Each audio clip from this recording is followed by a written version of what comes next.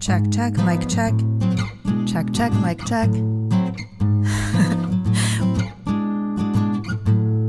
Welcome to Podcast Envy. I'm your podcast boss, Andrea Klender, and today I have the specialist of special podcasting treats for you, a warm, witty, welcoming, wonderful conversation with Jessica Kupferman, CEO and co-founder of She Podcasts. If you've been following me for a while, you know I'm a huge fan of the She Podcast community, the She Podcasts live conference, and of the two co-founders and co-hosts of the She Podcasts podcast. How many times will we say the word podcast or podcasts in this episode? I don't even know. Do you want to win a jelly bean jar competition? Send me your best guess and we'll count it up in the transcript. Co-founders and co-hosts of She Podcasts, Jessica and Elsie Escobar, who has been on the show before, and of course we will link to her episode in the show notes for your convenience. I simply don't know of anyone else in this space who brings their whole heart, their whole expertise, and their whole selves into community building. Enough gushing. What you need to know. She Podcasts Live 2023 is coming up in Washington, D.C., June 19 through 22. If you haven't gotten your ticket yet, use promo code JOINME, all one word, for $50 off, and then come to my session. Be the star of your own show. I'm breaking down my 5-point framework for claiming your role as star so you can shine as brilliantly as you are, grounded fully in your purpose. And we are also talking in this episode about the brand new Sonic Bloom Awards, linked in the show notes. Nominations close March 31st, 2023, so don't wait. Hot tip.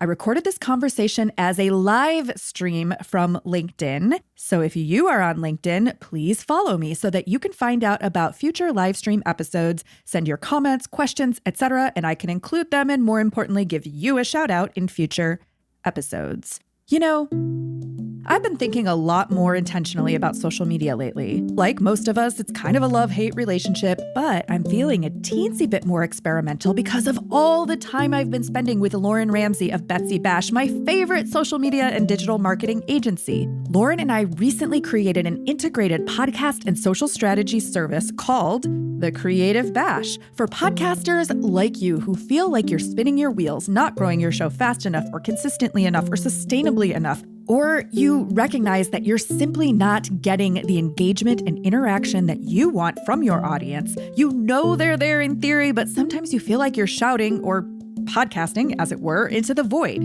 Over the next few episodes of Podcast Envy, you'll hear a brand new segment called the Creative Bash Starter, a quick tip or insight from Lauren and me, mostly Lauren, let's be honest, on aligning your content strategy between channels for a better overall experience. Once you've had a taste and you're ready to see the full menu, head to the show notes for a link to a quick interest form to request an invitation for a Creative Bash virtual tea with Lauren and me. We'll hang out together online for about 20 minutes and see if the Creative Bash is a good fit for you and your amazing show. A couple quick things before we hear from Jessica. I got a review! It's been literally years since that has happened for Podcast Envy, and I'm over the moon. This review says, quality audio experience. Even before I had a show of my own, I knew how I wanted it to sound because of this podcast.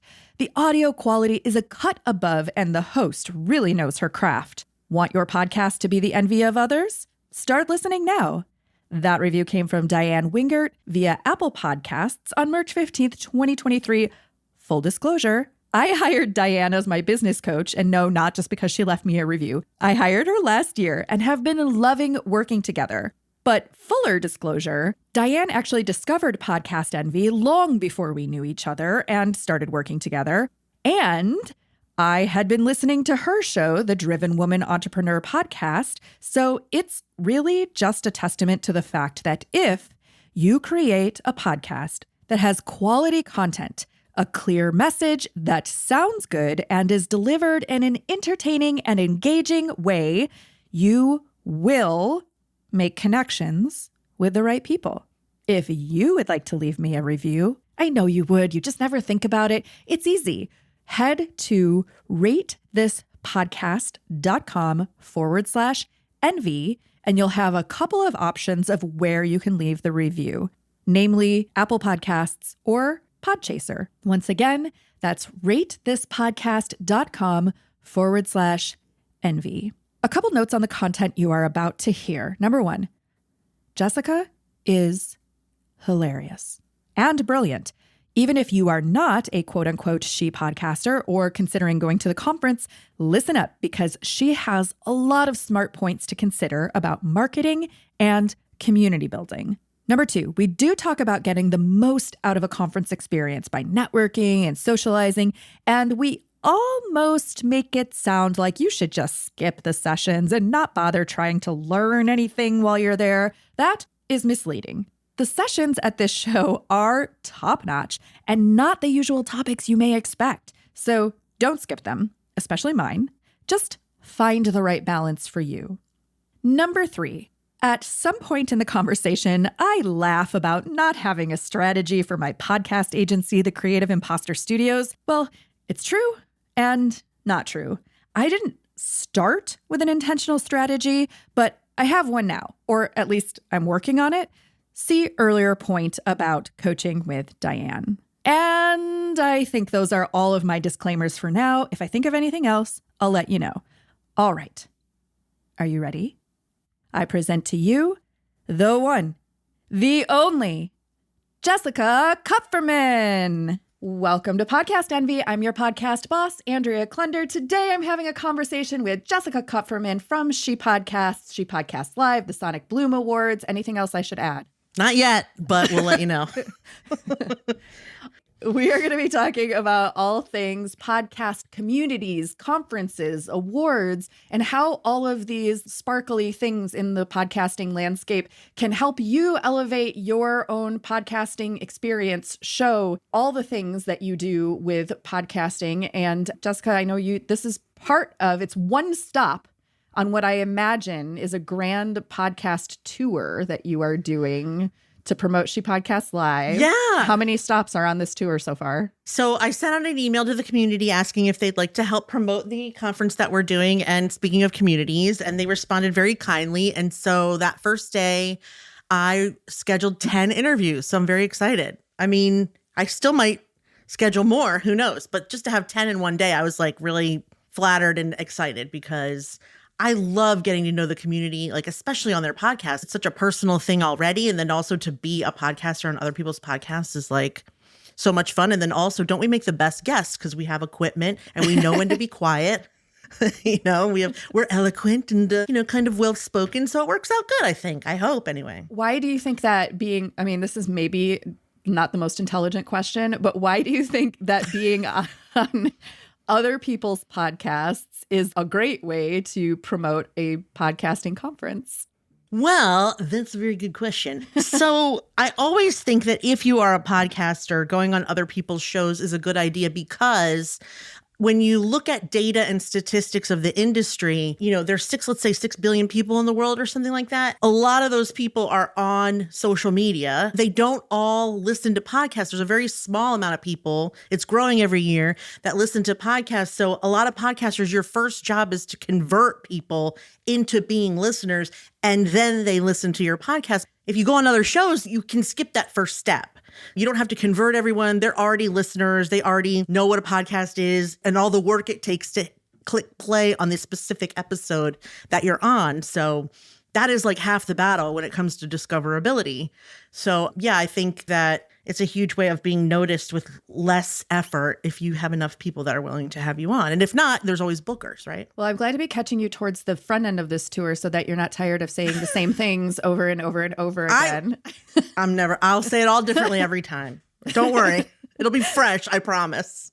They're all about different things. And that's the thing. Like when I was writing a list of the topics of things I could cover, I mean, it is so vast. Like I want to be on all different podcasts, but I don't want to be on all podcasts about podcasting because I really want to talk to, it's very meta, but I really want to talk to people who are, future content creators, future business owners, entrepreneurs, YouTubers, stay-at-home moms, people that are like stifled creatively. Those are the people that I think I can hit by going on a podcast tour, like not necessarily just podcasters or current podcasters, but the ones who've been thinking about it and feel intimidated or, are close but can't, hit the gas for whatever reason. They're just kind of floating in neutral. So that's one of the reasons I think my podcast tour is good. I didn't necessarily want to just do digital marketing and industry stuff. I want to go on and talk about work-life balance or self-care or parenting or all the things. It's a nice way to get a well-rounded reach. All right. Take your marketing, your glorious, wonderful marketing hat off for a moment and see if we can put on your equally spectacular storytelling hat and tell me a story about the birth of a child called She Podcasts. Where did this come from? I wish I could describe it as a birth. Like, I would say that the event was more of a birth process. She Podcast was more like a watercolor painting that took like 3 years to finish, right? Because I didn't intend, there was no intention whatsoever by creating this group. I needed a hive mind of people that I could ask that weren't going to make me feel stupid, not technical enough, and who also understood the questions that I was asking. Like, at the time that I started She Podcast, it was 2013. There were very few women gurus, and even the ones that were editors and producers, like, you would never know who they were because podcasting was always showing you the same guys over and over and over again.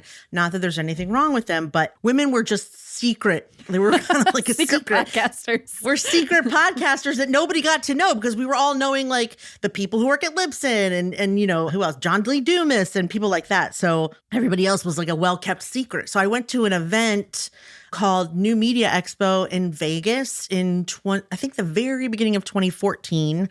And I met Elsie Escobar, who has been in podcasting for a very long time and who I met on an online business school. We were both trying to get our like offline businesses online so that we could do a one-to-many type business model. I also happened to meet a couple, there was like 6 or 7 other podcasters I had never met before that were brilliant and funny and sympathetic and supportive without trying to sell me anything. They were like just sharing of their experience without being like, well, you have to take a mixer and do the doodly do or whatever. I mean, like I don't know anything about audio and audio mixing because I was brought up a video person, and I feel like it's trying to learn piano after you play guitar. It's hard.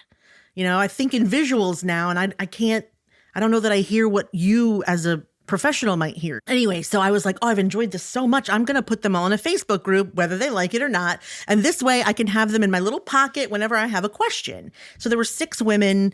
Elsie was like, oh my God, I've always wanted to start a Facebook group for women podcasters. And my first thought was, what the hell was stopping you? I could have really used that.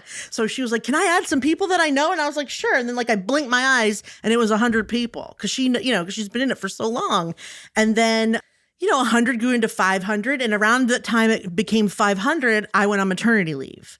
So I had another Facebook group for women entrepreneurs that I thought, I hope that they don't outgrow me or outgrow this group. I'm going to go on maternity. And when I come back, hopefully it'll be okay.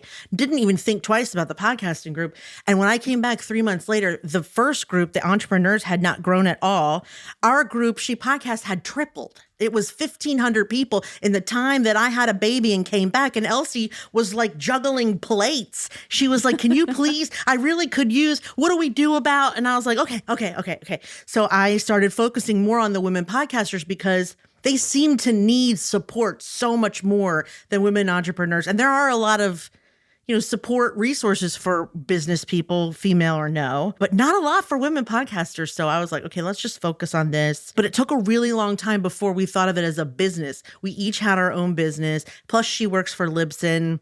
I was still a graphic and web designer. So we were supporting this community, but not really getting paid. Like we had a Patreon. First of all, it was a great opportunity to throw spaghetti against the wall, right? So like we did workshops, we did a Patreon, we did a membership, we've done in-person, online, webinar. We've tried all the things just to see like what will make us the money. Now, to be fair, it's not actually that good of an indicator because we never did anything twice for a really long time. So it's not, we're just like, well, let's do this now. It was really fun, but it didn't become the well-oiled machine that you see now until during the pandemic, actually. We did our first event in 2019, and I had the help of the person that does Podfest Expo, Chris Kermitzos, but it was basically just me and him.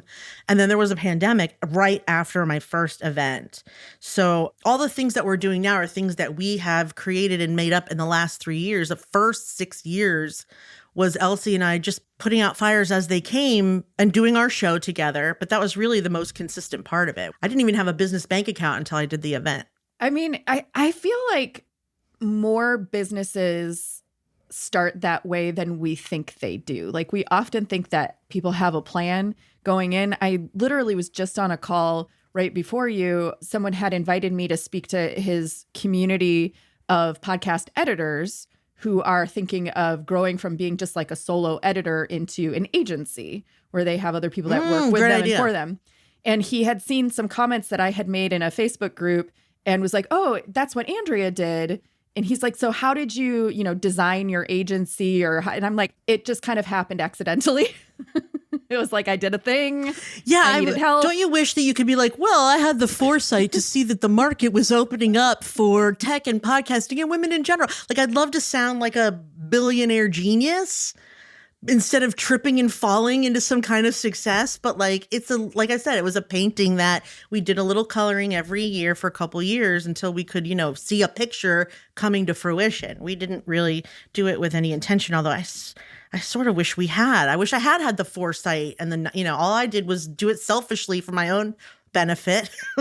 and then everyone just kind of was like, I like that. That's a good idea. But it sort of creates this thing where, like, not necessarily humility, but like, if you don't start something with intention, you forget. Like, I often forget that it's a thing that people know, but sometimes I'll have cousins or people I went to high school with that are like, oh my God, you're She Podcast? And I'm like, how do you flipping know about it? Because I forget there's 21,000 people in there, and it's a thing people know. They may not know who the CEO is. They may not know who founded it, but when they figure out it's me, they're like, oh. And I'm like, oh, that's right. People, because when you're in your hometown, like, no one knows who the heck you are, nor do they care. But when you're more known in your industry and you're at an industry thing, it's very strange. It's strange to remember a couple times a year that people know you. I often forget. It cracks me up when I go in She Podcast Facebook group and I see you or Elsie post, hi, I'm Jessica. I'm one of the founders of this group, because people like literally are in there who don't even know who you are. I'm like, that is so funny to me. They stopped knowing who we were like a year or so ago. Yeah. It got really big, especially over the pandemic, as you can imagine. People were, starting shows left and right. And so it got really big over the pandemic. And as a result, like, yeah, Elsie, we used to sit and have meetings and fret over the fact that we were the product, that people were coming to things or buying things or spending time with us or money with us because they knew She and I and wanted to support She and I, because that's not necessarily a sustainable business model. If they don't need your product, but they like you, it's nice, but it's not sustainable. So having strangers is different, but I think good, in the long run. And so at this moment, She Podcast consists of the free Facebook group, which is enormous. Yes. There's the conference, which we're going to talk about in a second. Mm-hmm. There's the show, the podcast, She Podcasts. What else? What are the other components?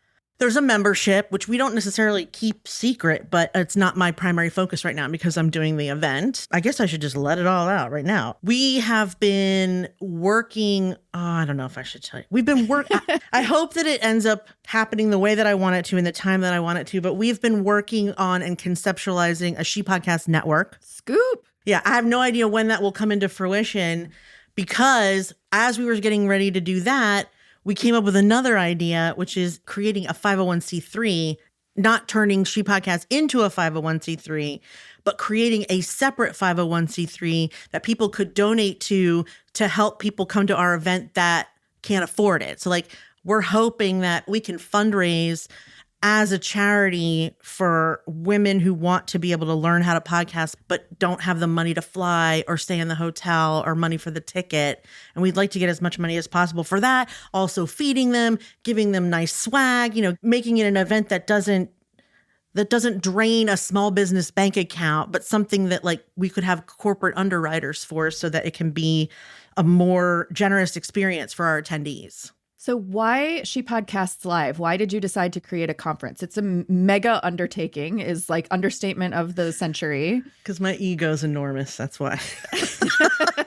There were two major podcast conferences that we were going to, Podcast Movement and Podfest.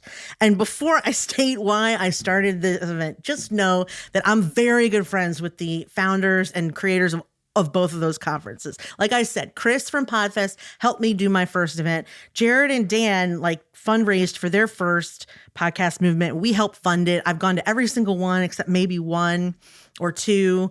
I love them. We're very close and good friends. That said, going to the same conferences twice a year and never having a t-shirt that looks good on you, never having anything pretty to look at. Everything is gray, red, navy, blue. And I'm a very visual person, as are you.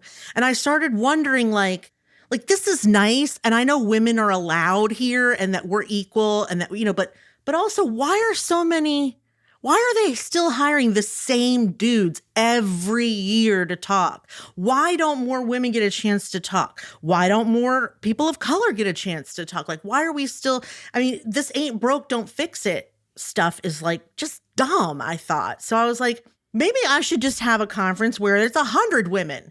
Let me give people a chance to speak that I know are applying at these other conferences, but that are being told no, because we got to have the same guy again and again and again and again. It just get old. There's only so much you can, or even want to learn from the same person over and over and over again.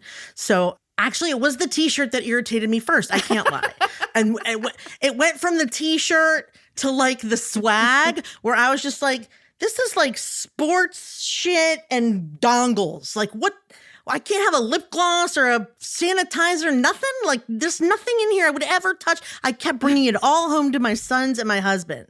And then I was annoyed by that. I will just say, I remember the first She Podcast Live listening to you and Elsie talk about stuff on She Podcast, and the number of conversations, the number of minutes you all spent agonizing over the swag and getting the swag right and coming up with creative ideas. It was it was really fascinating. I had literally never thought about what goes into a swag bag until then. But that's what, first of all, the swag is what makes the attendee feel, it's supposed to feel special. Yes, it's an advertising tool, but that is not its only purpose. You don't have a swag bag so that extra people can put shit in it that is useless. You have a swag bag so that your attendee will feel as if you've been generous to them and then subconsciously have brand loyalty to you.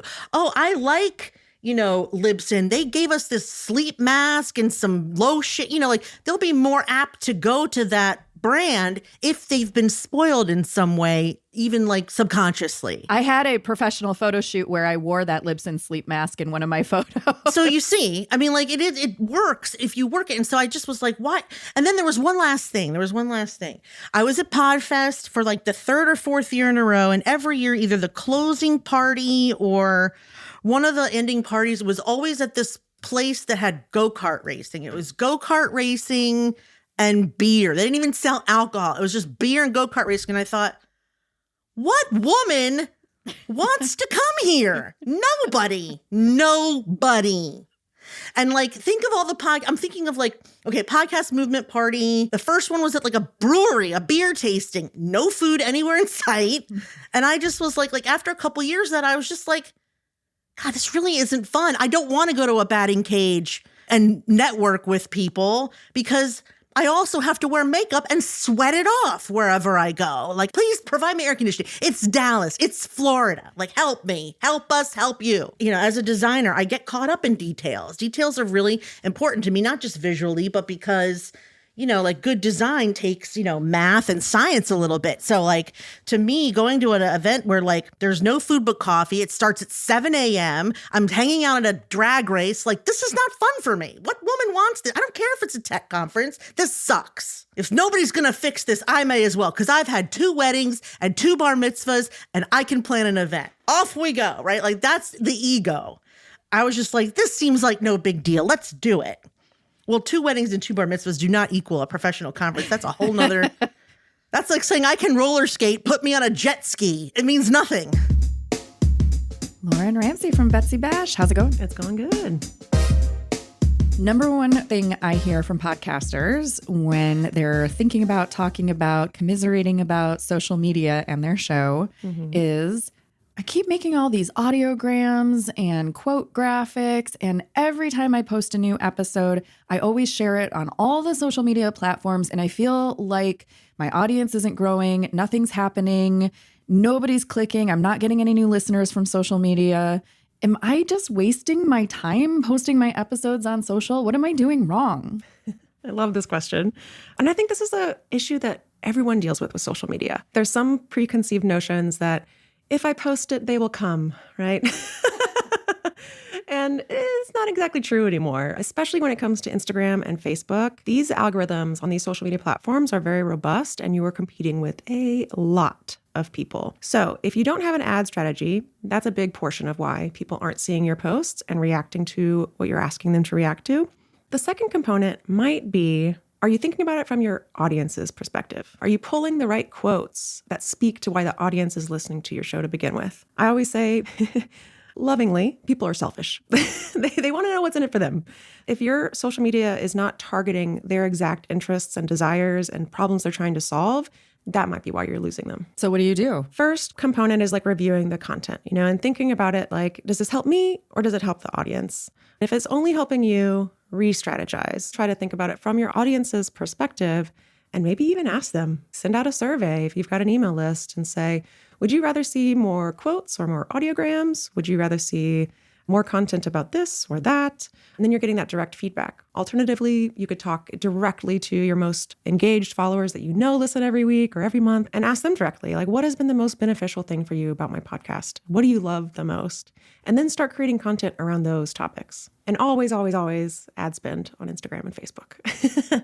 Now, if you're doing TikTok, that's a little different because TikTok is a brand new algorithm, relatively speaking. Brands and podcasts aren't necessarily taking over TikTok in the way that they're already all over Instagram and all over Facebook. So when you enter into TikTok, you have less people to compete with. And because TikTok has to compete with Instagram, TikTok is offering you benefits in their algorithm. So for instance, let's say you have a podcast about cold brew. If you post a TikTok every day, every other day, every week about something about cold brew, and let's just make it even more niche down to Chicago. Eventually, TikTok, and it happens pretty quickly, is going to start sending people your way that like cold brew and live in Chicago. That doesn't happen on Instagram.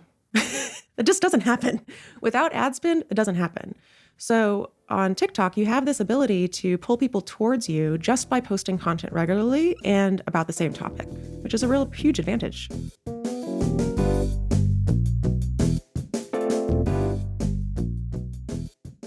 And I will say, because I've been to all of those conferences, Podcast Movement, Podfest, and She Podcast Live, they're all useful in different ways. Yeah. And they're all enjoyable in different ways. Yes. But I definitely, what feels different to me about She Podcast Live is the overall experience. It's not necessarily like what I learn or how I benefit or anything like that. But it's like I walk away feeling like I had this incredible experience that's very valuable and meaningful to me. So I think that you've hit a lot of those things square on. I'm wondering for you, when you're thinking about someone who is thinking about the investment and they're like, well, I'm only going to go to one conference this year because it is really expensive to travel. Like, do I really need to go to 3 conferences, for example, or whatever? I mean, you don't. What is it? Correct. But it is fun if you do. If someone is thinking about attending She Podcast Live and they're trying to kind of justify the time and expense of going, and maybe they don't know anybody, like I go and I have a ton of friends there. I know that I have people that I can talk to and hang out with. But maybe they don't know anybody. Maybe they're new. What is the experience? Why would they come? So you just reminded me of like a final reason that I really wanted to do an event. Besides the fact that the community was asking for it, I found that when Elsie and I went to these other events and did a workshop or had a lunch, that it was never long enough for me, that I had these relationships and that I was creating these relationships that I wanted to cherish a wee bit longer. And because it was one event at a larger event, it just never felt like enough time with everyone all together. So I am very intentional about what you're saying, that it is an entire experience and that people really get a chance to interact maybe even more than they do learn, although the learning is like, 9 to 5. It's like 8 hours of learning if that's what you need or want. We also create opportunities where you don't have to do that. We have a self-care track. We always have it somewhere where you can go spend time. There's lots of places to meet one-on-one because there's a lot of introverts that podcast, believe it or not. I mean, I know you know, but, people don't necessarily know that like we may be chatty, but that doesn't mean we want to talk to lots of people at once. So I think that being intentional about that vibe. Also, each of the 3 shows has their own specific vibe. Like the podcast movement vibe is very high energy, high five. You got this. Some of it is hierarchical, as in like, how long have you been doing that? How much money do you make? Who are you with? Like, not what show do you do, but what company do you work for? It's just different. Whereas at our show, there is absolutely no hierarchy. We have women there who are speaking that have worked for NPR for years, and we have people there from Spotify, and we have people there from Amazon, and they are commingling and intermingling in the swimming pool with someone who just started and someone who's, had 5 years as an autism kid advice giver, and someone who's, works for the government in their little town of Minnesota or whatever. There's no separation. Everyone wants to hang out with each other, hear their stories, support one another.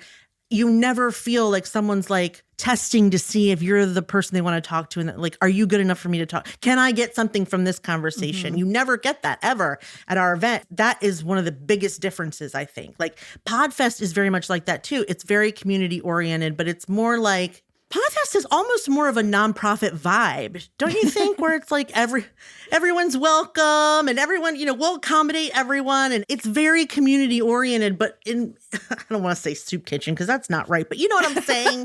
Do you know what I'm saying? Like a rec center. Chris would love if you called his conference the Soup Kitchen of Podcast Conference. It's like a rec center, like it's like a YMCA.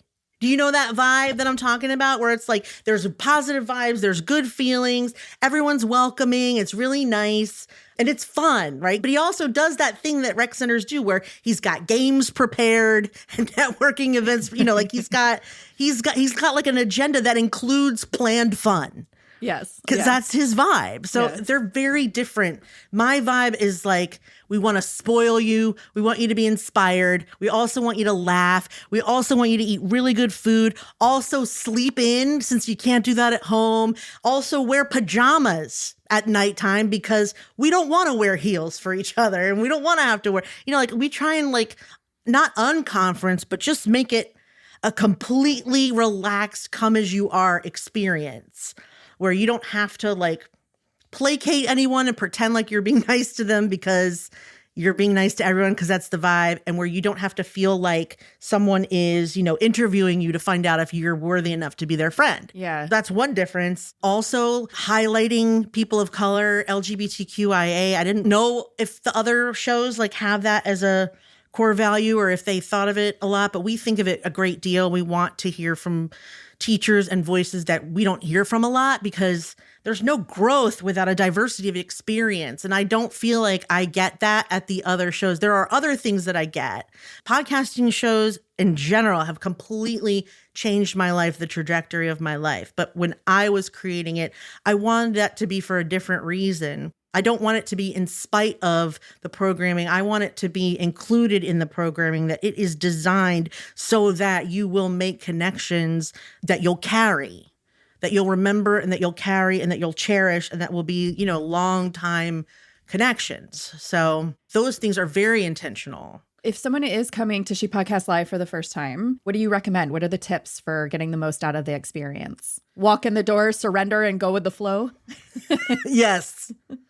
I think it's one of the few places where you can't be afraid to sit down by yourself. You can't be afraid to leave the hotel room. Hopefully you're not too exhausted by the end of the day where you're like, I cannot tonight. I just cannot tonight. We want our evening experiences to support what you've done during the day, to nourish that, not to exhaust you for the evening. So even introverts and people who are exhausted know they can just come down in the lobby, join literally any group of people talking, introduce themselves, and have a good time. So I would say, regardless of how shy and introverted you are, this is one place where you don't have to be afraid to be social because you're just accepted as equal, which I don't know I don't think that that's a personal accomplishment. For me, it's just a testament to what the people are like in the group, but it is really nice. It's one of the few conferences I've been to where I do feel like no matter how socially anxious you are, you can relax. So my first thing to say would be relax. My second thing to say, this is any conference, is think about where your show is right now and just focus on the very next step. If you're new, focus on getting it live. If it's live, focus on getting your skills down, interview, editing, whatever. If you're ready to make money, don't go to everything about books and advertising and speaking and. There's going to be other opportunities, but that's how you overwhelm yourself, I think, is trying to learn everything at once. So I would say spend equally as much time learning as you do socializing, because the socializing part sneaks up on you and becomes equally, if not more valuable, but you have to be there in order for it to happen. Yeah, I totally agree. When I first started going to conferences, I would try to pack my schedule. Like every single time slot, I would pick a breakout session to go to. Same. And now I try to prioritize 1 to 2 breakouts per day. And if I end up somewhere else, cool. But I just try to prioritize 1 to 2 and then like focus more on the social time and the connections and just kind of mix it up a little bit more that way. Yeah, like the first couple years I did the same thing. Any session I could, I needed to learn everything. And then after a year or two of that, I was just like, you know what? I'd rather just talk to people. I'll get the virtual. I'll get all the recordings. I'll pay for the recordings. Never once watched the recordings. I was going to say, except I've never watched a recording ever. Never. So then I was like, you know what? I'm not even going to worry about the sessions, but I would schedule so much social time with people that I wanted to hang out with that I'd end up having like 2 breakfasts, 2 lunches, not eating it all the whole time, but just, like I'd rather have 3 breakfast meetings than a session. And even if they overlap, just to have the person be like, hey, sit down. This is my next meeting. Hey, this is this person. This is this person. Y'all should talk. Blah, blah, blah. I think that is much more valuable, or at least for me. Once you get to a certain point where you're like, okay with the success of your podcast, or it's not your main focus, then you can learn how to like schmooze with other people and go out of your way to meet people specifically that you want to talk to. I want to spend just a couple minutes talking about the Sonic Bloom Awards. Yay! What is this? And again, the same question, like even more so of why would you organize a conference? Why would you organize an award show? Well, Elsie and I have talked about doing it before. Tiffany Kane wrote us an email and was like, hey, since you postponed in October, I wonder if you would mind doing an awards show. And this was right at the same time that my sponsorship director, Margie, was like, we should maybe try and do an award show. And I was like, this seems like fate. Let's do it. So we used to have the podcast. What is it? What was it? Hall of Fame. Hall of Fame. Podcast Movement would do the Hall of Fame, and you could nominate someone for the Hall of Fame, then you would go to the Hall of Fame in a fancy dress and watch them get their award. And then there became the Podcast Academy, which I think bought the Hall of Fame. And then they created the Ambies. And the Ambies, they mostly award people who do it for a living with a large budget and a large staff. Like when I started seeing who was being nominated, I thought, well, that's not fair. That's like coming into the YouTube awards and like nominating Seinfeld. Like, what are you doing? Like, that's not what it was supposed to be for. But other than the People's Choice Awards that's done by Todd Cochran of Blueberry, there really isn't anything now that just highlighted independent producers and hosts. And furthermore, there are pockets of award shows like the Black Podcast Award Show and Asian American, I forget the initials. There's a couple award shows for very specific underrepresented voices, but not one for just independent and underrepresented voices. So I wanted to create something. I mean, this is just my opinion, but I think it's dumb to just award the show an award like best comedy, best news, best tech. Like, that's not really a skill. The skill is doing something different, doing something innovative, like having audio that like creates a binaural experience or puts you in a murder. Or I don't want a show that puts me in a murder. I've listened to a few true crimes where you hear the footsteps and it's like chilling, right? Or it's just like a documentary, but it's in your brain. So that's what I mean. I don't want to be part of a murder, because that sounds bad. That did sound bad, didn't it? No. I just mean, I want to celebrate people who have a specific skill, not the end result. I didn't want to award the end result. So Sonic Bloom is about, again, women and non-binary podcasters who are doing something creative and innovative in the industry. And, I want their peers to be able to celebrate them in a nice way and have them get a nice prize and, maybe wear something nice and have it be fun, but not.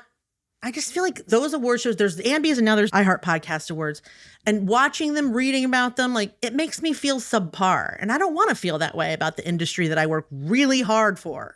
I don't want to feel like I can never win. And I think there is some part of every podcaster that sees Mark Maron and Adam Curry nominated for something and every year think, well, I'm never going to beat that. Like, why would I even what is this even for? I will never beat Mark. Of course you will not. You'll never beat Mark Maron or Adam Curry at anything. Why are they being nominated? Like, again, the same speakers over and over and over. It's the same people. What's his name with the crazy hair? Malcolm Gladwell and Mark Maron and Anna Faris and, Tim Ferriss. And God, it's just like enough already. We get it. They have great shows. Yes, Joe Rogan, you have a huge audience. Yes, My Favorite Murder. Y'all are hilarious. We know. But there's never any highlight on anybody new and creative and innovative or even not, again, working with an enormous staff and budget. So I wanted to shine some light on that. And since this is a podcast, I will mention that the links to all of the things that we were talking about are going to be in the show notes, of course, in the episode description in your app and at podcastenvy.com. That's sonicbloomawards.com. What keeps you going doing all the things? Like all the things that you do. Like what question? She podcasts runs on Energizer batteries. Spite. Like Spite. Okay, that's a good one. Spite is a really good motivator. I run on Spite and I should say cigarettes and coffee, but it just sounds funny, but that's not true. I don't ever drink coffee and I don't smoke, but Spite is real.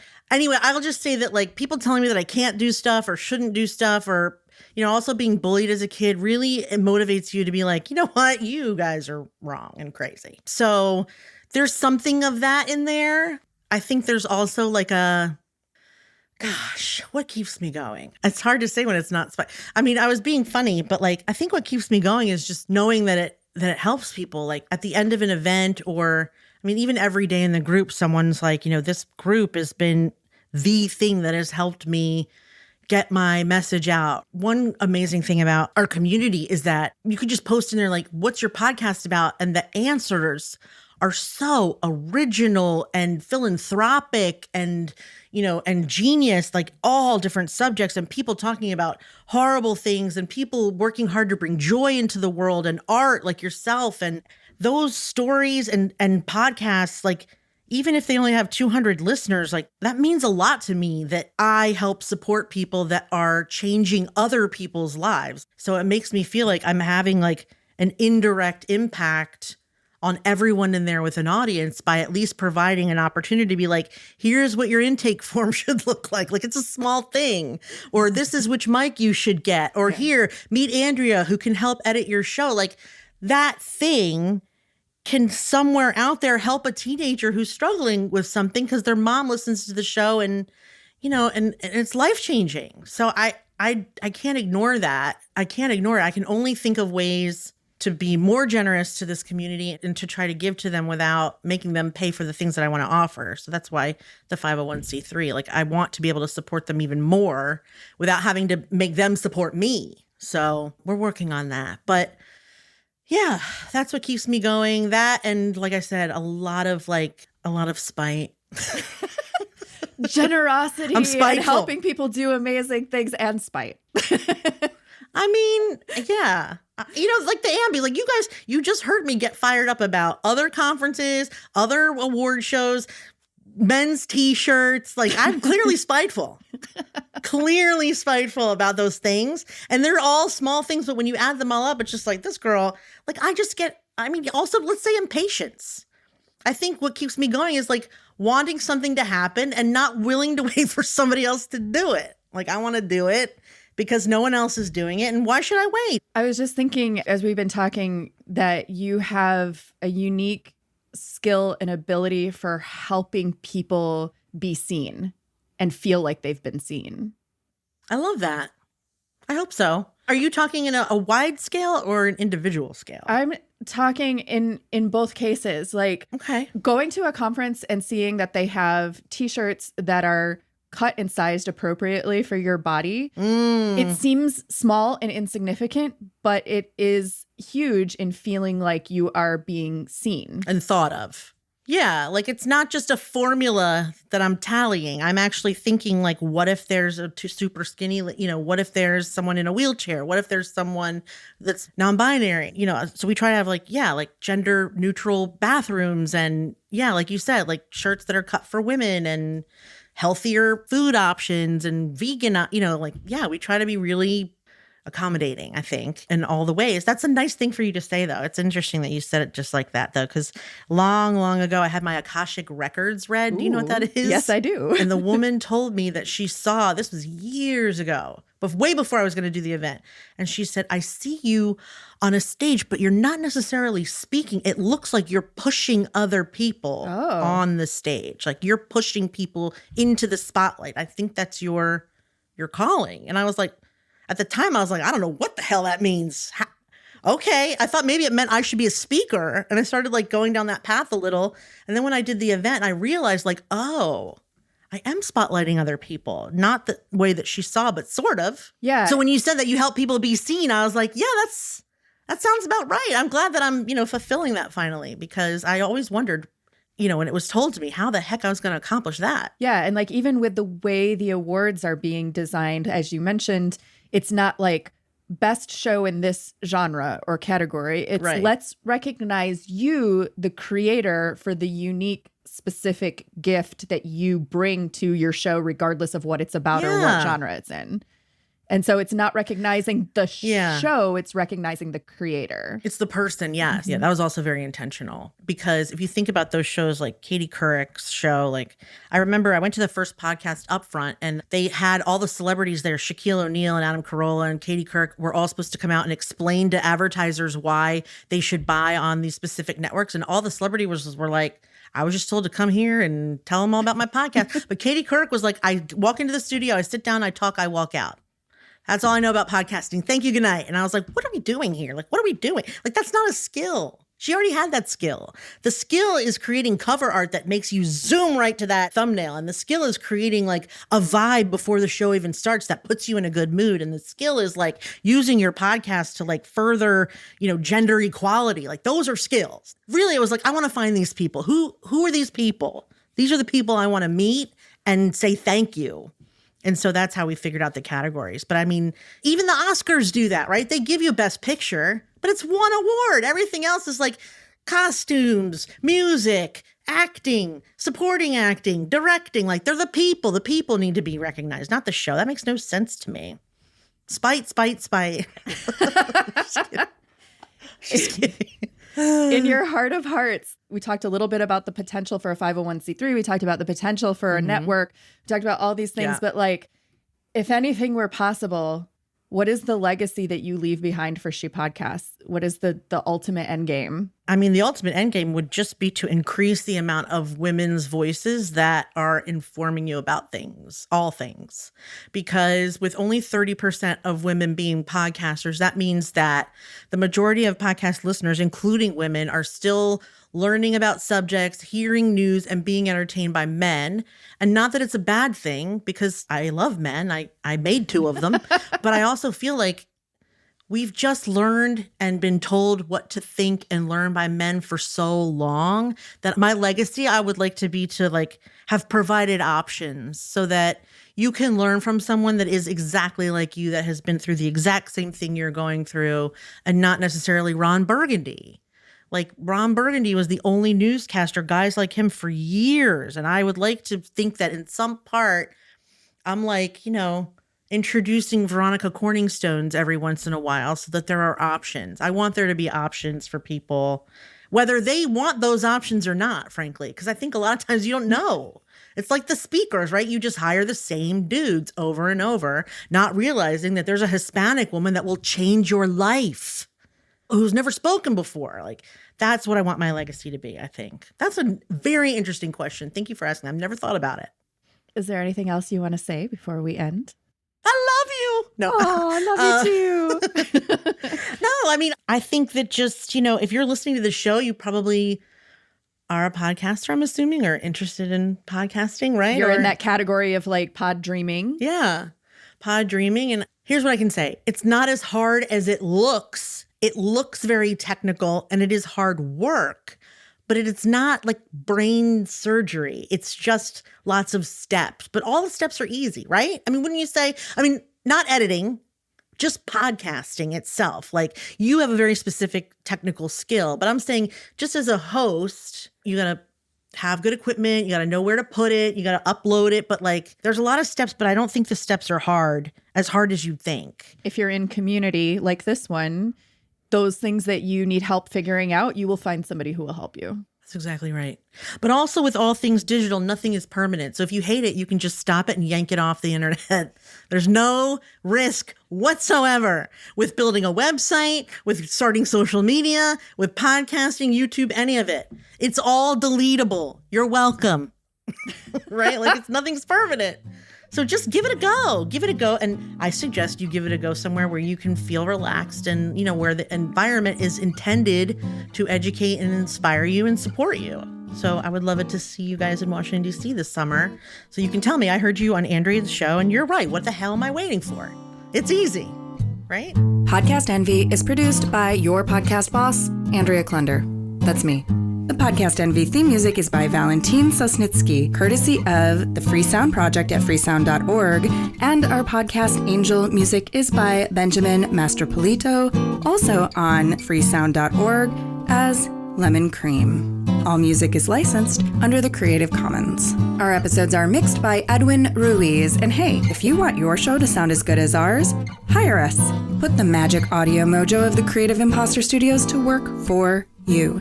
Thanks so much for listening, and here's to making your podcast the envy of everyone else.